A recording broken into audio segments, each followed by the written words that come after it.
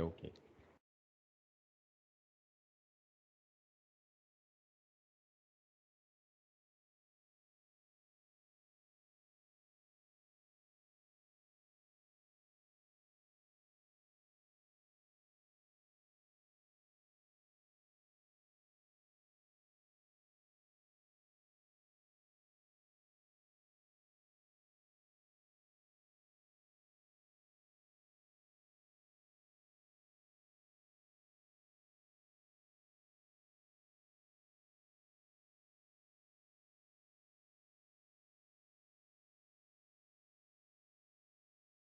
All right.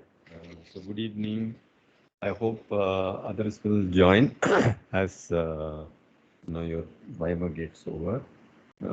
So one thing I just thought I should remind you is this course also has midterms, and you're supposed to submit assignments, right? We discussed about assignments. So, is there any progress on assignments? You could do simple exercise. You could take, a few questionnaires, and you could see how a kid responds, how a school child responds, how some of your colleague would respond, and how somebody senior person would respond. You could simply do a comparative analysis. You could think of your own this thing situation and see how each of them would reason it out. Okay, that would be a simple thing. Otherwise, if not, then anyway, I have to evaluate you people on assignment. So, you are going to be on a tight time, because I had given you this opportunity long time ago. Any case, so in today's class, we will look at three very, very important topics, right? For any business, right? Trust is very, very important, right? Why do you think that Tatas have been in the business for so long, right? Many businesses came and they just folded up, right? One, because of each business, when you start, you actually look at sustainability. How long can you sustain it, right? And one key thing that sustains a business, one main thing is trust. When you have quality, when people start trusting you, the business runs into. So there are various ways to make a business sustainable. Trust is just one of them. Okay? All of you must be aware of uh, India went from a country that had no phones to a country that had now probably several million cell phones. And when we came into the job scene, Nokia was like the number one in terms of cell phones. But now today, people barely know what Nokia is. Right? Nokia is like pretty much out of the this thing, cell phone business, and it's now dominated by few brands, right? So you need to have a sustainable business. If you want to run on a long term, you need to have a sustainable business. Okay, so we look at sustainable business, and then we need to make sure, if you look at cell phones are like something so unique, right? India is thought of as a country with so much of wide income gap, right? You have multi-millionaires, and then you have millionaires, and then you have people who are at like the bottom line, right? And today, cell phone is something that is like has captured the imagination of pretty much every individual. I think so every person has at least one cell phone, right? In some way or the other. Some may be having the latest iPhone, but you still see people with bare minimal this old time 2G phones. They're functional. They're functional.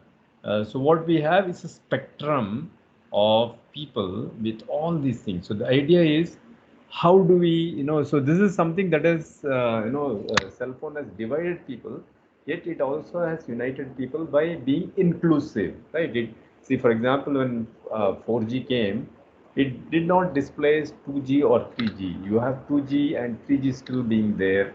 You still have people in the one end of the spectrum still using 2G and 3G to communicate, right? So it still is something of an inclusive development, but that is not inclusive development. Is not all about just cell phones, right? How do we socially have an inclusive development? We all know people at the bottom line, right? People at the lower end of the society are being denied certain things, right? Who is responsible for that? That's a debatable thing. We probably may not, we probably are not in the right position to debate about that. This forum is not the one for debating, but we have questions. We can question ourselves. We can have discussions on that. And then in the end, the third topic that we will see on research ethics, right? Today, I think I told you this statement previous semester, this semester also, that research has now become an enterprise. What is an enterprise? Enterprise is something that takes in money and then generates either money in the form of a product or money in the form of knowledge. Today, research has become an enterprise in the sense it takes in funding from various agencies, both federal and from private, and then it generates knowledge, and this knowledge is itself is monetized, right? Either in the form of a patent or in the form of publication and a product, so it is getting monetized. So we need to have high ethics in research, right? When there is no ethics, typically what happens is for the sake of attracting the money, for the sake of getting money, people fabricate and they will get a lot of funds, but then eventually somebody out there in the world is trying to use your protocol for something or other. They realize that it is not reproducible, and then it gets reported and it gets investigated, and then people realize that this is a fraud. Okay, so I think reproducibility is something that is the hallmark of science, right? Whatever you do, until it is reproduced by somebody else, this is not called as science. Then it will be like a hoax. It's literally like a hoax, right? Today we all know that you do PCR, whether you do it in India, whether you do it in Africa, whether you do it in United States or anywhere else, PCR is going to work. That is the reproducibility, right? But suppose you do some research finding which only you are able to do and nobody else is able to do, then that research is treated as a suspect, or it is suspected to be a fraud. Okay. Many times people dress up data, right? People remove data points which they don't feel like is adding to their hypothesis. So that has resulted in a lot of unethical behaviors in science, right? I think the society as a whole expects scientists and doctors to be more ethical than anyone else. But unfortunately, in this rat race, people have not all. In fact, majority of them are ethical. Majority of them, are ethical, but there are a few who get caught, and that results in the lowering of the image in the public. All said and done, research is being done on public money. So the ethical standard that is expected of scientists is very, very, very high, right? I don't know about what is the public perception in India, but I think the public perception in Europe and in the Americas about scientists dip down a little bit, and then it recovers a little bit, and then it dips. So there is a cyclical pattern. But of course, nobody has done that kind of study in Asia, so we don't know. But people still hold scientists at a very high esteem. Anytime something bad happens, there is a hit on the trust. But overall, people still believe that scientists are held at a very high ethical standards. Okay, so let me share the first slide on business sustainability. There are lots of videos on sustainability, but I just thought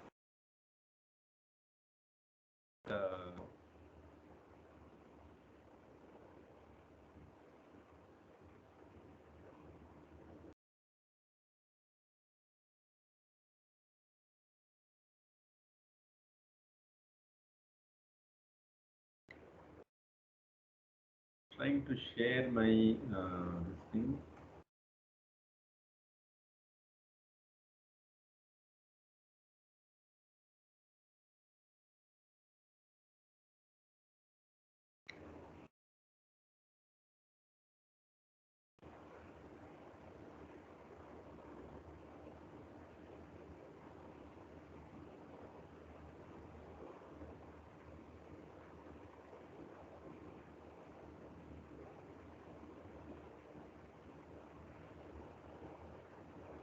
Went well so far, but I think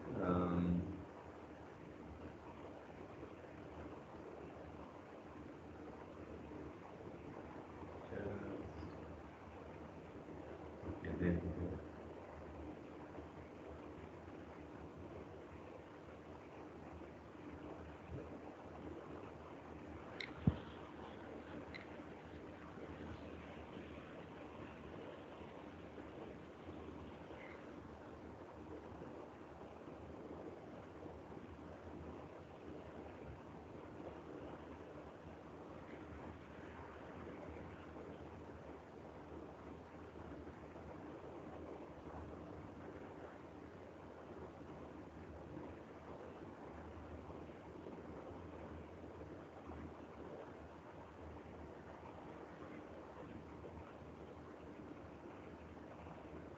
Sustainability is a hot topic these days.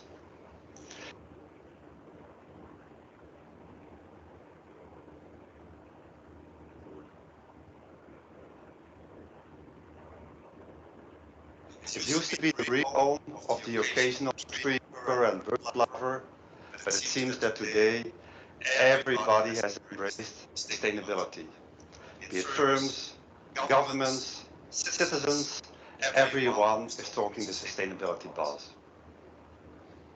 In the context of business, sustainability is also known under one of its many related terms, such as corporate responsibility, shared value creation, inclusive capitalism, social enterprise, and so on and so forth. As an academic, you might expect me to disentangle all these different terms, but I would just say forget about the academic trap. Because in essence, all these terms boil down to sustainable development. A term that was coined in 1987 by the United Nations Commission headed by Gro Brundtland, defining sustainable development as meeting the needs of the present without compromising the ability of future generations to meet their own needs. In other words, you can have your share of the pie, but you should also leave enough for others so that they can have theirs as well. Sustainable development is sometimes misinterpreted as saving the planet. Forget about that. The planet will easily outlive humanity. It is rather about us saving us from ourselves by wisely managing natural resources. Sustainable development is also about social inclusion, making sure that marginalized actors, the have-nots, will have equal access to job opportunities and will be elevated out of poverty. So sustainable development has both an environmental and a social dimension. Now, at a higher level, this may seem quite obvious or appealing, but what if we want to translate these principles into actual practices? As an academic researcher in management, I've been trying to get my head around that question for the past 20 plus years. And I must admit, I haven't managed to do so properly. And this just freaks me out. It drives me crazy. What is underlying this difficulty to come to practical terms with sustainable business? In essence, it's a combination of three factors. Sustainable business is value-laden or normative. It is about what is good, what is bad, and who decides what's good and what is bad. It is complex. There is a multitude of interactions among and between actors and factors. And it is dynamic. It is a moving target, hard to catch. And this combination of factors renders it so damn hard to operationalize sustainable business. This does not mean, though, that we should give up on our ambition to come to terms with it, or that all interpretations are equally imperfect. Some are clearly better than others. Let me give you a few examples of bad interpretations.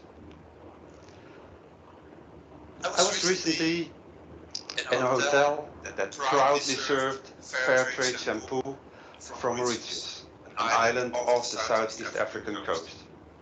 And at first sight you would say, that's a great idea, you give a decent price to these poor farmers so that they can sustain better livelihoods. So who would be against that? But if you think more carefully about it, what about the carbon footprint of bringing the ingredients all the way from Mauritius to the Netherlands? And what about the plastic disposable packaging of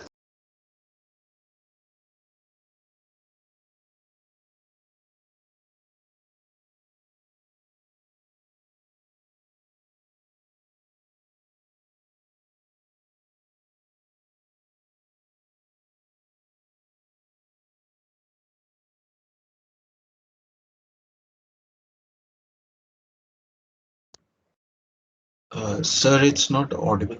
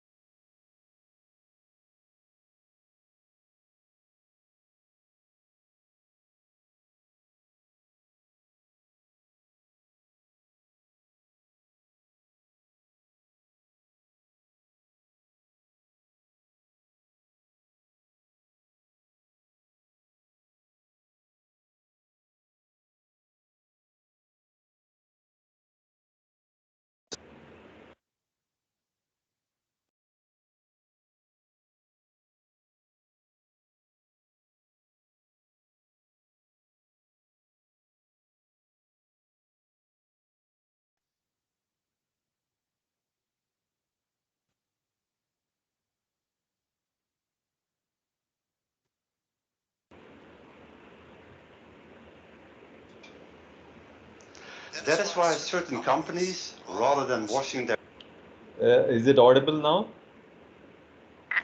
Yes, sir. hands in innocence, have taken a bold step forward to address this problem heads-on.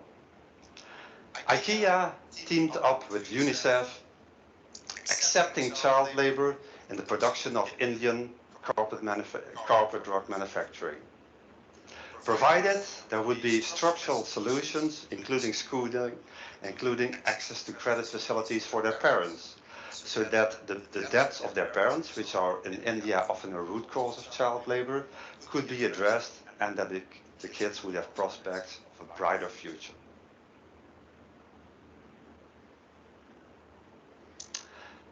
You might have heard of sustainability standards. These are, for example, ecological labels, social schemes, signaling that certain products have social and/or environmental benefits. The American non-governmental organization Rainforest Alliance issues such standards. And the nice thing about their work is they have differentiated standards per region and per group of users.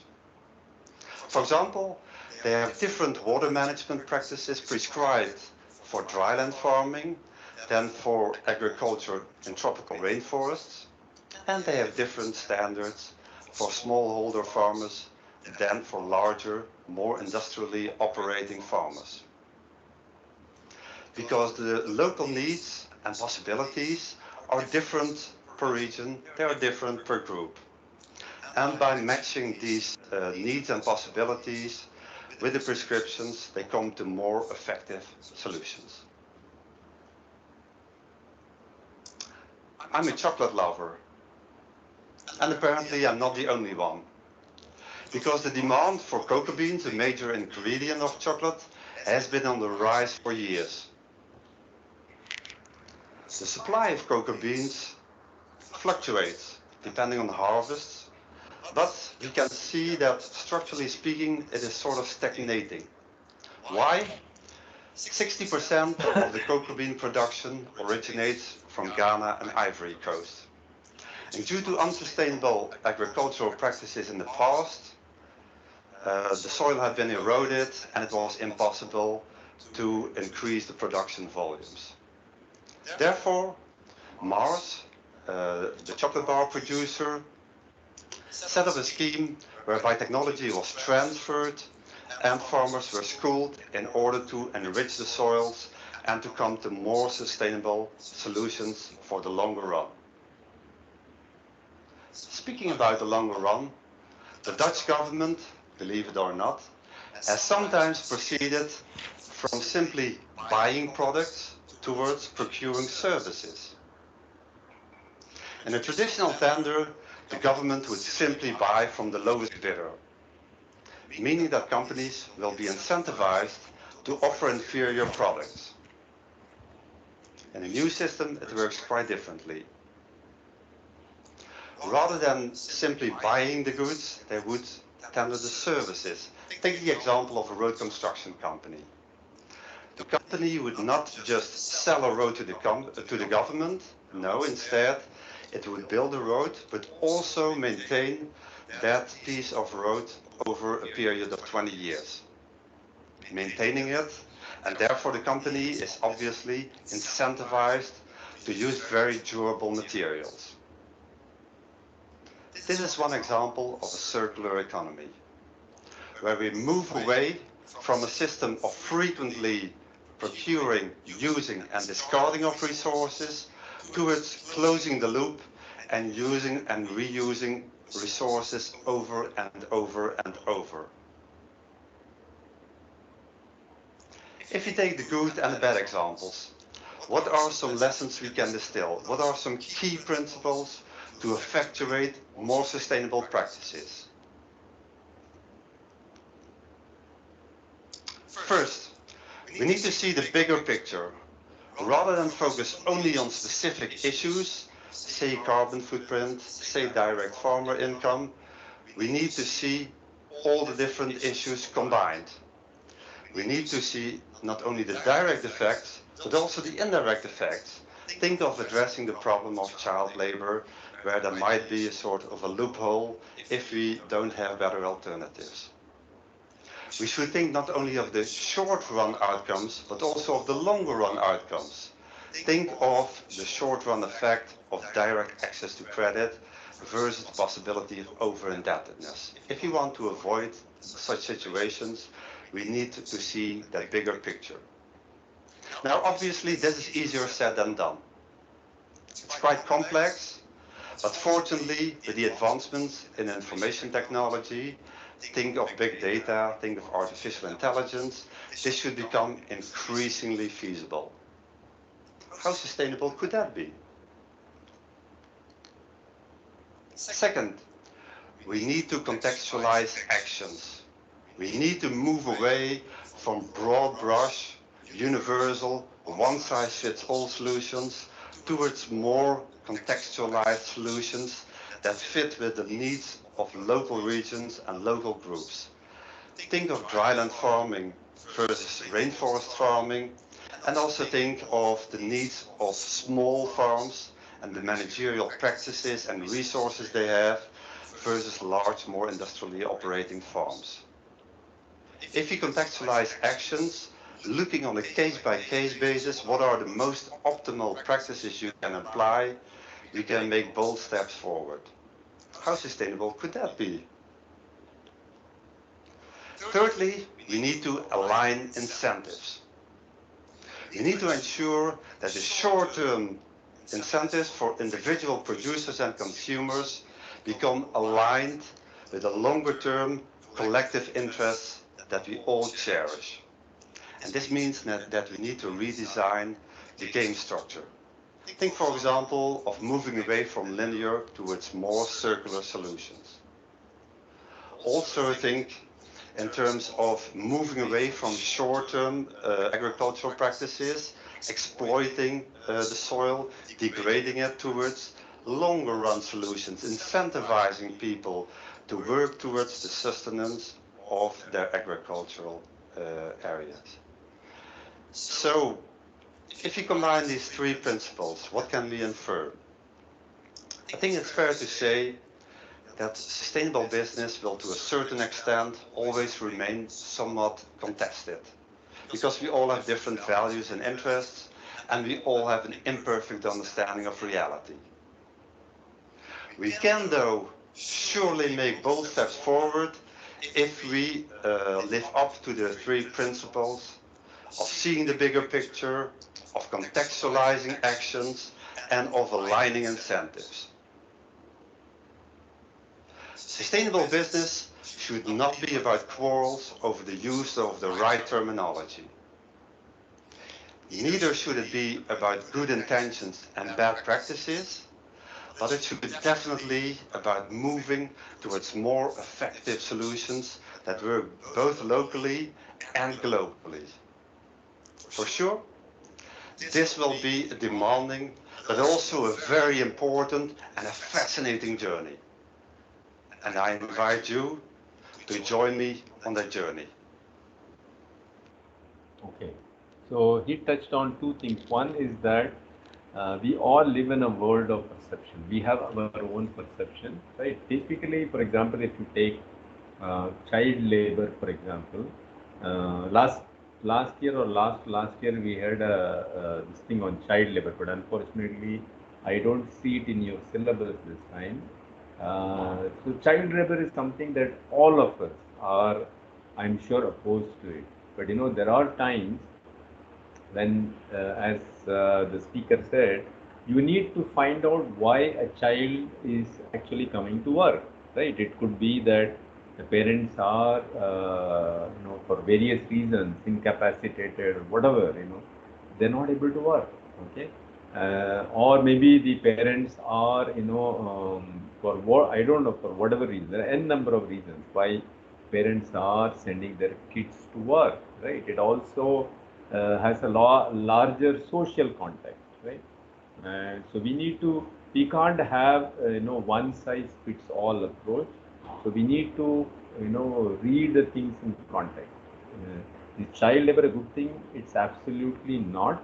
But then would you like a family to starve, and just because you think that you're ironclad, the child should not be working, only the parents should be working? There could be some n number of reasons why parents are not able to work and the child is working. So as the speaker rightly said, you need to contextualize, and also you need to incentivize. You need to make sure that the parents come out of the whatever situation it is there and come back to work. Okay. Um, this is something that is a point of contention. I'm sure if I leave the open, I leave the floor open, people are going to express opinions, but we will wait for that. Okay, let's look at the second topic. Oh, by the way, I think we are, because we had two classes per week, I think we are pretty much close to, achieving the number of sessions that is required for this course. Um, so maybe towards the end we will have discussions. I would rather have, you people come up and talk. How many of you have ever experienced exclusion?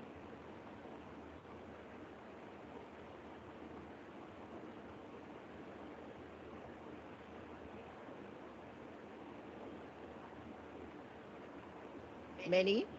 Most? It wasn't a very nice experience, was it? At best, disempowering. The word inclusion and its adjective inclusive is replete in development programming.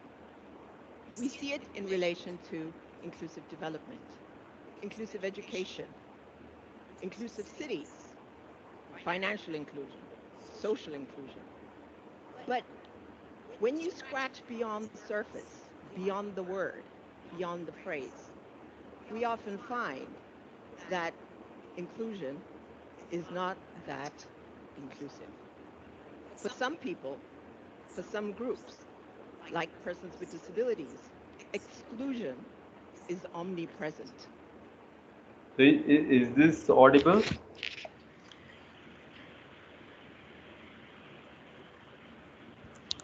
Is this video audible? Yes, Yes, sir. sir. Okay. Yes. And it's systemic. The World Bank estimates that there are 1 billion people with disabilities on the planet. Or differently put, 15% of the world's population. This is not an insignificant population.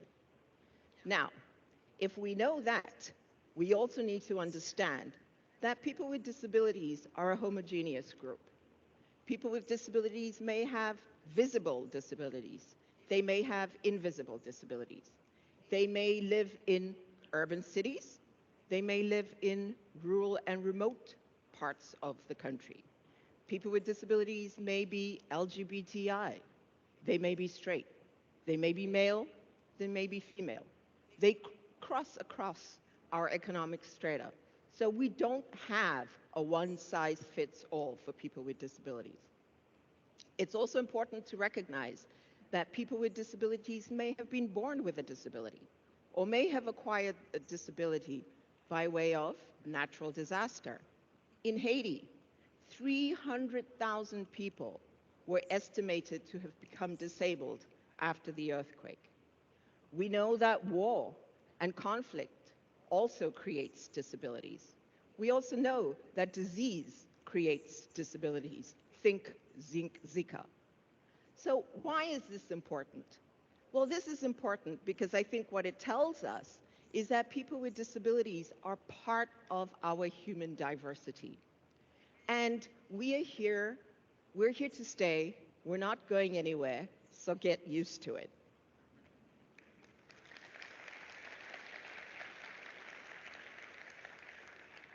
Eighty percent of persons with disabilities live in developing countries.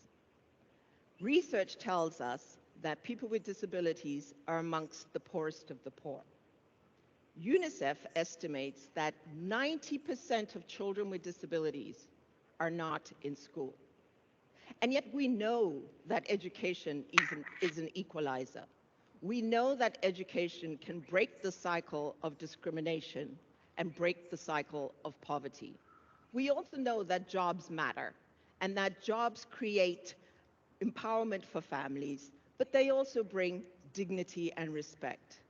And this is also the case for people with disabilities. So these are just two issues that, to me, suggest the importance of why disability matters for development. Now, we've made some gains globally. The one particular issue is the introduction of the Convention on the Rights of Persons with Disabilities that has now been ratified by 162 countries. The other very important piece of information is the most recent adoption of the Sustainable Development Goals.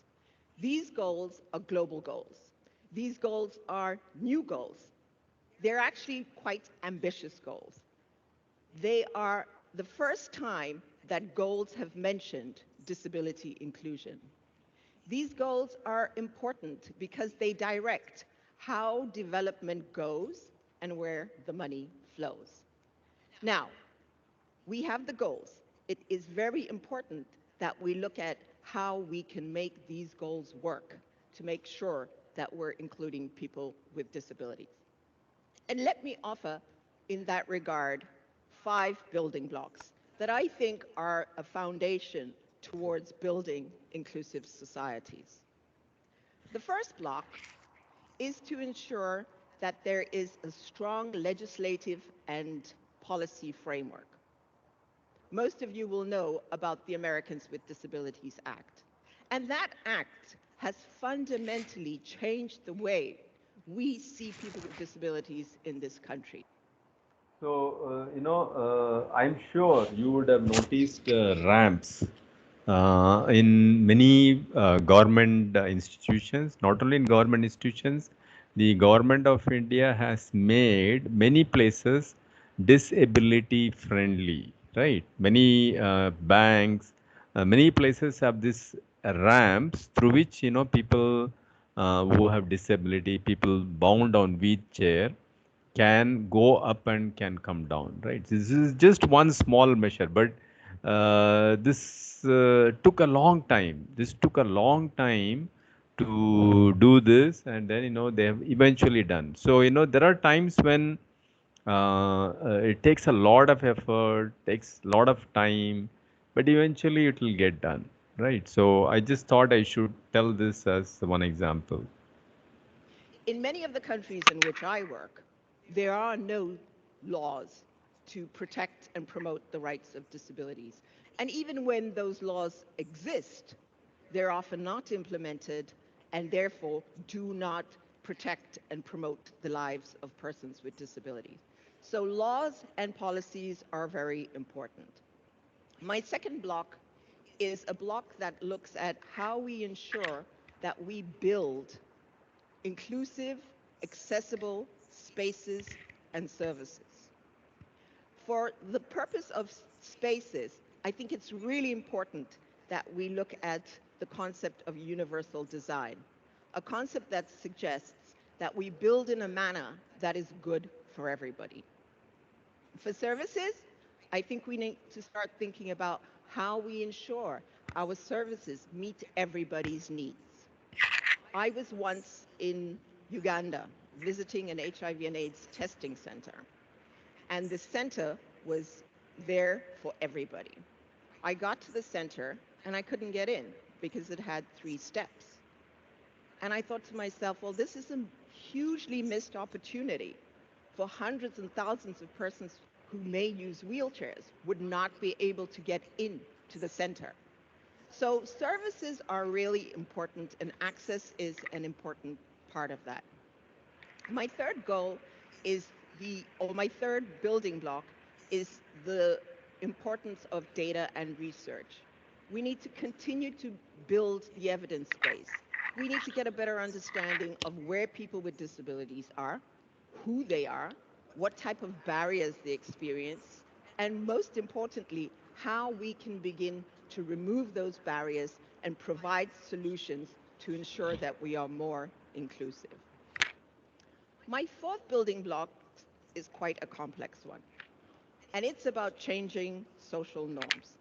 You see, negative attitudes towards people with disabilities abound. The general notion of people with disabilities is that people with disabilities can't do this, can't do that, and therefore are seen in a negative light. In many countries, disability is associated with witchcraft, with bad karma. So we need to begin to change the stigma and the prejudice that comes with how people see people with disabilities. But let me share with you a quick story, because I think it illustrates how this plays out. So one day, I was waiting for a friend. I was sitting on the pavement. I had a can of Coke in my hand. And I quickly saw from the side of my eye this little old lady toddling over. And she was just about to drop a coin into my can when I said, not wanting to frighten her, "Oh, no, no, no, not my Diet Coke." And, the reality was that she hadn't seen me. She hadn't seen me as a person. She hadn't seen me as a productive citizen.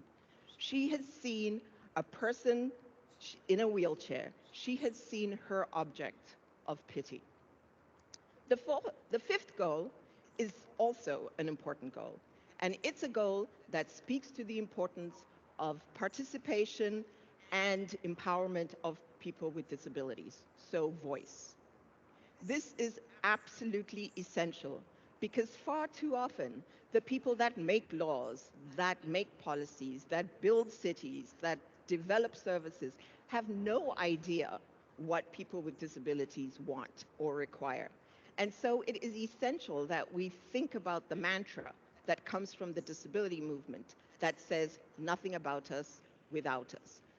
Those goals, I think, will bring us to a space where we can really begin to disrupt the narrative that disability equals pity and insist on a narrative that empowers people with disability and sees people with disabilities as equal partners in the development agenda. So in closing, I just want to say that I do not see myself as an object of pity. I see myself as a disruptor. I see myself as a catalyst for change. I see myself as an unapologetic warrior for social justice, and I see myself as a broker for equal opportunity. I also see myself as a thought leader dedicated to ensuring that disability remains and is a core part of the development. So it takes a lot of courage for somebody like her to come and share her experience, share her story, right?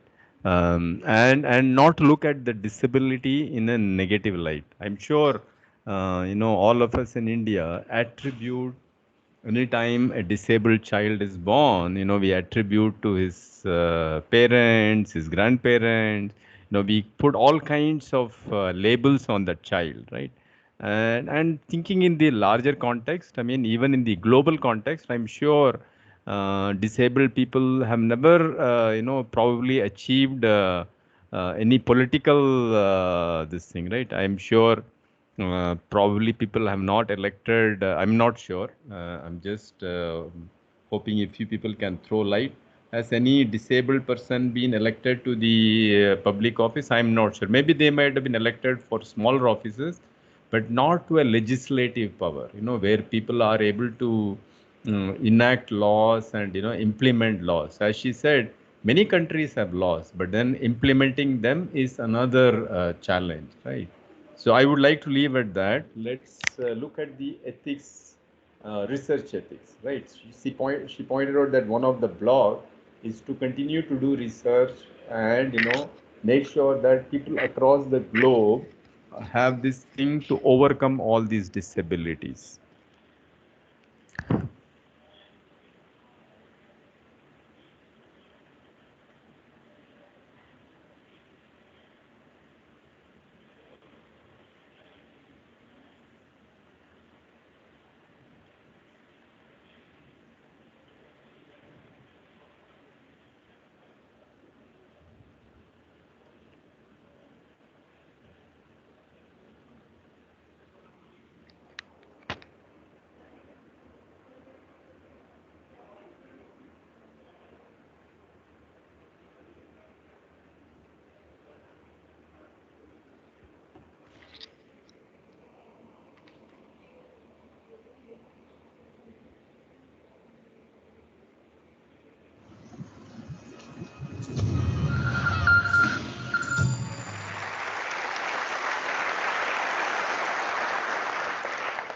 Good morning.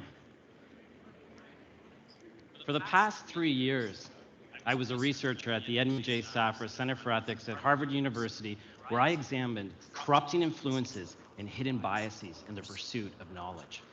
During this time, I conducted in-depth interviews with professors from medicine, business, law, the natural and life sciences, as well as the humanities and social sciences. My goal was to try to understand the everyday life of scientists and professors across all the disciplines. In the end, I ended up with close to 10,000 pages of interview transcripts. Today, I would like to share with you some of the ethical dilemmas that professors face, in particular, whether they experience an increased risk of bias depending on who is funding their research. Now, why should we be concerned about the ethics of knowledge production?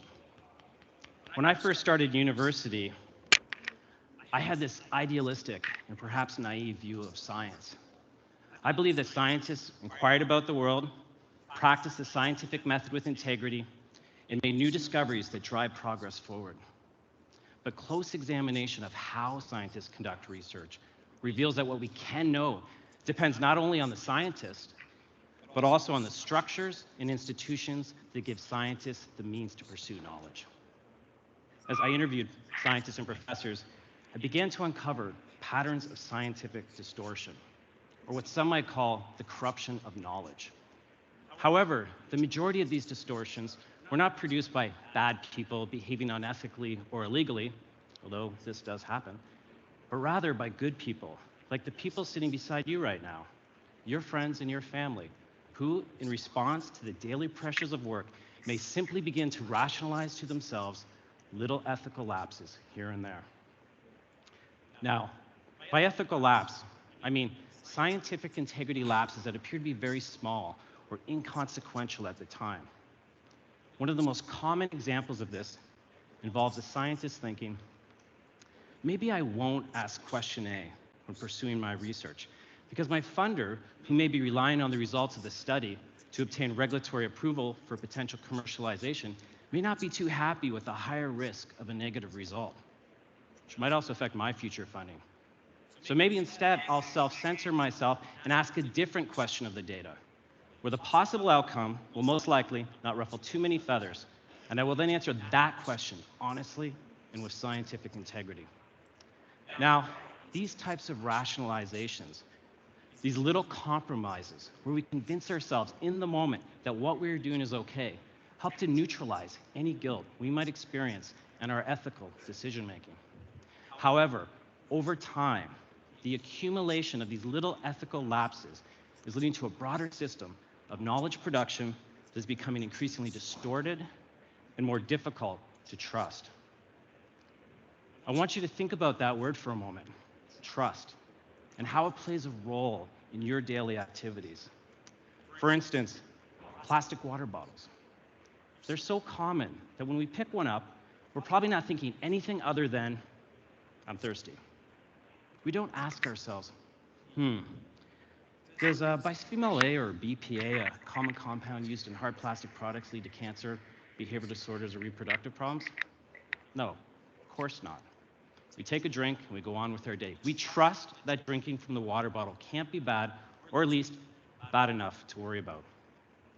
Well, on the one hand, you can feel safe, because every study performed by scientists funded by the industry concludes no harm from BPA. In other words, it's okay. You can trust BPA.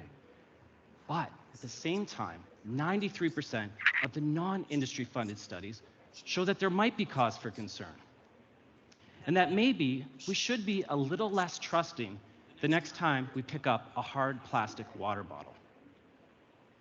So who do you trust? And how is it possible that the industry-funded scientists studying BPA are so certain that there is no harm? Is this simply because they're better scientists, have bigger data sets, and know the compound better? Maybe, perhaps, but we see this pattern, often called a funding effect, across many different areas of research, from cell phone safety to climate change to soft drinks. In each case, scientists funded by the industry or industry-supported think tanks reach conclusions that overall tend to deny or downplay any harm, while non-industry funded scientists overwhelmingly find evidence of harm.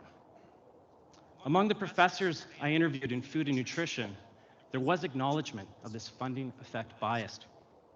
One food scientist said, "There is a tendency for people in my discipline to develop sympathies with the food industry and to say, yeah, this is definitely safe, rather than to say, okay, here's this research study, and this research study, and this research study." When I interviewed another professor, who was also an editor of a scientific journal in nutrition, he said the following to me. "So we get some manuscripts that are industry sponsored, and one senses that their story is a little slanted towards the benefit of whatever it might be. Their product did this. Never mind that it didn't do 10 other things. The most frequent scenario is not that the study is done poorly, but that the questions themselves are kind of selective." Now, if a funding effect bias does exist, then surely the regulatory bodies who look out for our safety must be aware of it, right? For instance, what about our prescription drugs? Pharmaceutical companies must first obtain regulatory approval for their products, right? Yes. However, many of the drug evaluation and research advisory committee members who vote on whether a drug should be granted regulatory approval also have financial conflicts of interest with these same drug companies. These voting members often serve as consultants and have ownership interests in the same drug companies seeking approval. They also sit on their advisory boards and even receive funding from these firms for their own individual research. In other words, they might be experts, but they are not independent experts. As you know, in 2008, the world suffered a major financial crisis. The Oscar-winning documentary Inside Jobs suggested that economics professors were being corrupted and blinded through their consulting relationships and conflicts of interest with the financial sector. It was so serious that even an upset Queen of England visited the LSE, the prestigious London School of Economics, and sternly asked her top economics professors, if the problem was so widespread, then why didn't anyone notice it? The director of the LSE's management department, who was standing beside the Queen at the time, said to her, at every stage, someone was relying on somebody else, and everyone thought they were doing the right thing.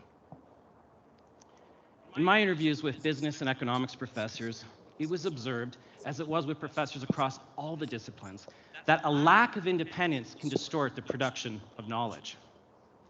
One economics professor who researches private equity finance told me during an interview, the only way to get the data is to get the private equity firms to give it to you. If you then say these people don't know what they're doing, or they only make returns by taking excessive risks, then there is the potential you simply will not get data going forward, and you will be forced to leave the field of economics. So you have to worry that the research that comes out is more favorable to the private equity industry than otherwise it would be. Now, despite all these cautionary examples of corrupting influences and hidden biases, some of you out there, I'm certain, are still thinking to yourself, okay, Gary, I hear what you're saying, but I would never distort my work, and no conflict of interest would change how I pursue my research. Fair enough. Many of us do believe that we can manage any conflict of interest and still maintain our own personal integrity. However, we should never forget that the power to rationalize our own little ethical lapses is remarkable. Consider this everyday example. Statistics demonstrate that there are disturbingly high rates of accidents and deaths due to cell phone-related distracted driving. Yet, despite knowing this, many of us will continue to use cell phones when we drive, even after we leave here today. Studies show that more than half of us believe that when we use cell phones and drive, it makes no real difference on our own individual driving performance. Yet, when we switch from being the driver to the passenger, 90% of us now will suddenly state, I would feel very unsafe if I observe my driver using a cell phone. So, saying you have integrity is easy. Practicing integrity is not easy. And recognizing our own little ethical lapses and rationalizations is even more difficult. So, what does this all mean in the context of knowledge production?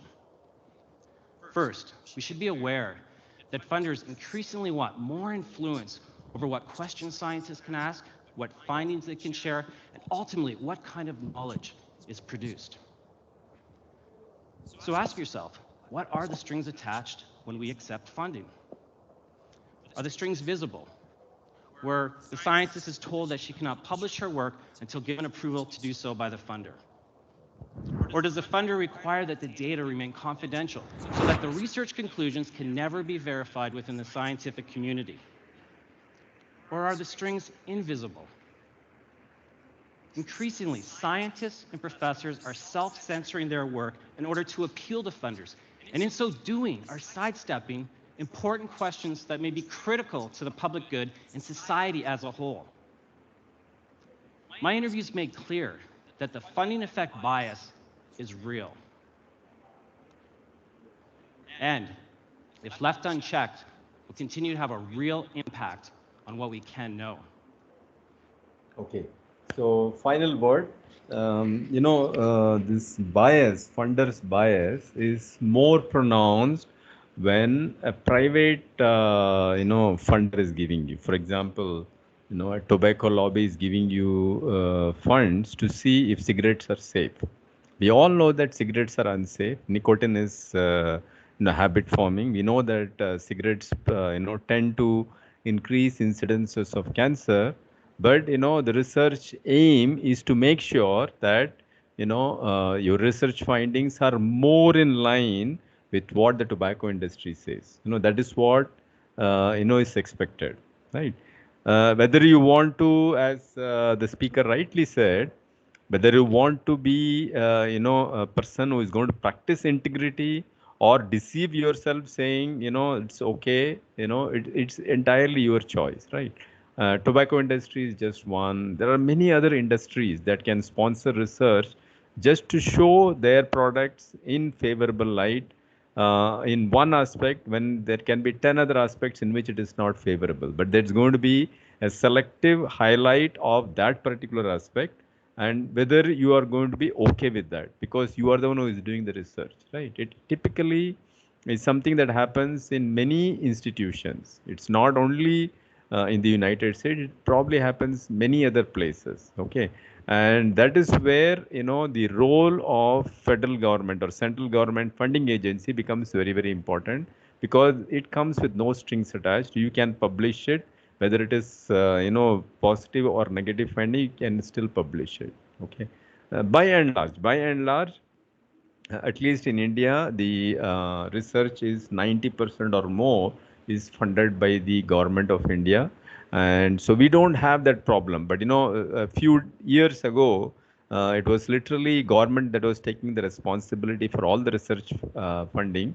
And now it is increasingly, private players are becoming more and more aggressive, right? So there may be a time when, private funding may be there, but then are we doing research in its integrity or not? That is something that will be questioned. Okay.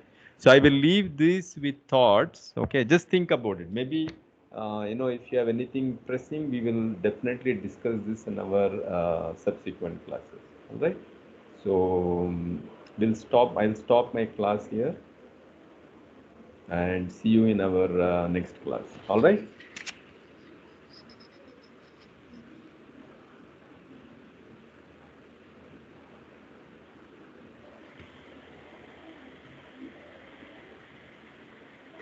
Thank you, sir. Yeah.